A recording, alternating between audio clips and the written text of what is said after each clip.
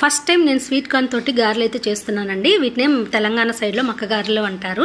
ఒక sweet corn తీసుకున్నాను నేను. ఇందులో 2 పచ్చిమిర్చి, 4 రెబ్బలు వెల్లుల్లి, కొద్దిగా జీలకర్ర, కొద్దిగా సాల్ట్ ఇవన్నీ వేసేసి వాటర్ ఏమి పోయకుండా కోర్సుగా అయితే గ్రైండ్ చేసుకోవాలండి. చూసారు కదా, వాటర్ ఏమి పోయకపోయినా నాకు వాటరీగా ఉందనమాట. ఇందులోనే ఒక చిన్న ఆనియన్, కొద్దిగా కరివేపాకు యాడ్ చేసుకొని వాటరీగా ఉంది కదా అని చెప్పేసి నేనైతే 2 స్పూన్లు శనగపిండి అయితే యాడ్ చేశాను.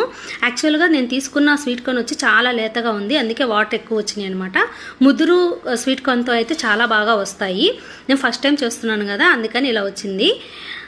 ట్రై చేద్దామని చెప్పి ఇంట్లో ఉన్న దాంతోనే ట్రై చేసేస్తున్నాను. ఆయిల్ హీట్ అయిన తర్వాత లో ఫ్లేమ్లో పెట్టేసుకొని లో టు మీడియం ఫ్లేమ్లో పెట్టుకొని మన గారెలు అనేది రెడీ చేసుకోవాలి. యాక్చువల్ వడల్లాగా వేసాను, గారెల్లాగా రాలేదండి, వాటర్ ఎక్కువైపోయింది.